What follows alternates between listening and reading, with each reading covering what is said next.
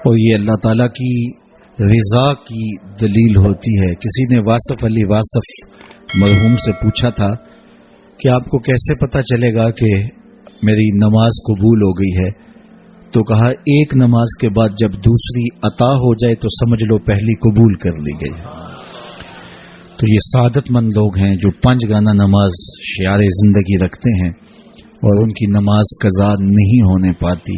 خوش نصیب لوگوں کا یہ مقسوم ہے، اور بد نصیب لوگوں کو یہ سزا کے طور پہ اللہ کے حضور حاضر ہونے سے محروم کر دیا جاتا ہے، اور وہ سمجھتے ہیں ہم نہیں پڑھتے۔ میں کہتا ہوں تم کون ہو نہ پڑھنے والے؟ وہ تمہیں اپنے در پہ بلاتا ہی نہیں، توفیق ہی نہیں نصیب ہوتی۔ وہ پرانے زمانے میں جب بڑی گہما گہمی ہوا کرتی تھی لاہور ریلوے اسٹیشن پر، تو لوگ جب آیا کرتے تھے تو کلی بھر کے ان کا سامان تھام لیتے اور جہاں ان کو جانا ہوتا وہاں پہنچا دیتے۔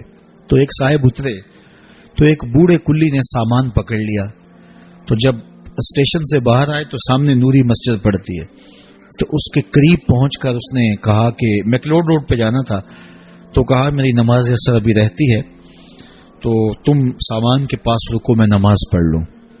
تو بابا جی اندر چلے گئے، نماز تعدیل ارکان کے ساتھ ادا کی۔ اب یہ بابو بہت پریشان تھا کہ کافی وقت لگ رہا ہے اور میں نے اپنے ہوٹل میں پہنچنا ہے، تو وہ بار بار اندر جھانکتا ہے تو بابا جی ابھی رکوع میں ہیں، بابا جی ابھی قیام میں ہیں، کبھی سجدے میں ہیں۔ خیر اس نے وقت گزارا، خیر بابا جی نے سلام پھیرا۔ ان کی عادت تھی کہ اس کے بعد تسبیحات فاطمہ بھی پڑھا کرتے تھے، تو وہ پڑھنے لگ گئے۔ تو اس کا پیمانہ صبر لبریز ہو گیا، تو یہ آگے بڑھا اور جہاں جوتے اتارے جاتے وہاں کھڑا ہو کے مسجد کے اندر جھانک کر کے کہتا ہے بابا آ بھی جا، تینوں کیڑی شے باہر نہیں آن دیندی؟ تو بابے نے پلٹ کے دیکھا اور ہنس کے کہا پتر جیڑی شے تینوں اندر نہیں آن دیندی۔ تو یہ اس کی توفیق کے بغیر ممکن نہیں ہوتا۔ میں نے دیکھا بوڑھے شخص، بوڑھے اشخاص ان سے بیٹھا بھی نہیں جا رہا ہوتا، تو وہ بڑی مشکل سے لاٹھی ٹیکتے ٹیکتے مسجد کا رخ کرتے ہیں، اور سخت سردی میں ٹھٹرتے ٹھٹرتے مسجد میں آ رہے ہوتے ہیں، ٹھنڈے پانی سے وضو کر رہے ہوتے ہیں، اور دوسری جانب ہٹا کٹا نوجوان ہوتا ہے اور مسجد کے سامنے سے سینہ تان کے گزر جاتا ہے، اندر سے اللہ کی پکار کی آواز آ رہی ہوتی ہے، اس کے نمائندے کی پکار کی آواز آ رہی ہوتی ہے۔ تو یہ توفیق ہوتی ہے، اللہ سے توفیق مانگو، وہ کبھی سجدے سے محروم نہ کرے، وہ اپنے حضور جھکنے سے محروم نہ کرے۔ قیامت کے دن اللہ تعالیٰ لوگوں کو کہے گا کہ میرے حضور سجدہ ریز ہو جاؤ۔ آج اگر کوئی نماز پڑھتا ہے یا نہیں پڑھتا، قیامت کے دن تو چاہے گا کہ میں اس کی حضور سجدہ ریز ہو جاؤں۔ جب سورج سوا نیزے پہ ہوگا پھر تو کوئی انکار نہیں ہوگا۔ بے نمازی سجدہ کرنا چاہیں گے بھی کمر اکڑ جائے گی، نہیں کر پائیں گے۔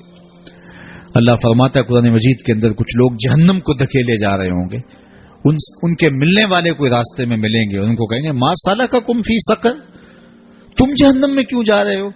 تو وہ کیا کہیں گے؟ لم نکو من المصلین، ہم نماز نہیں پڑھا کرتے تھے۔ ایک بار نہیں، 2 بار نہیں، قرآن و حدیث میں 750 مرتبہ نماز کا حکم آیا ہے۔ یار ایک بات میں آپ کو کہوں، ہمارے خطبہ کہتے ہیں کہو سبحان اللہ، تو سامعین نہ کہیں تو وہ ناراض ہو جاتے ہیں، کوئی مذاق کر دیں گے پھر سخت غصے میں آ جائیں گے، کئی تو ناراض ہو کے تقریر چھوڑ دیتے ہیں کہ میں تمہارے پاس آیا تم زور سے سبحان اللہ بھی نہیں کہتے۔ تو 3 مرتبہ 2 مرتبہ 4 مرتبہ ایک مکرر ایک بات کہے اور آپ نہ مانیں یا میں نہ مانوں تو وہ ناراض ہو جاتا ہے، اور میرا رب ایک بار نہیں 750 مرتبہ کہہ رہا ہے۔ نماز کا حکم اللہ اور اس کے رسول کی جانب سے 750 مرتبہ ہے۔ کتنا ڈھیٹ پنا ہے کہ بندہ پھر بھی اللہ کے حضور سجدہ ریزی کی توفیق نہ پائے، اور وہ کس طرح جو ہے وہ ڈٹائی کے ساتھ اپنی زندگی گزار دے۔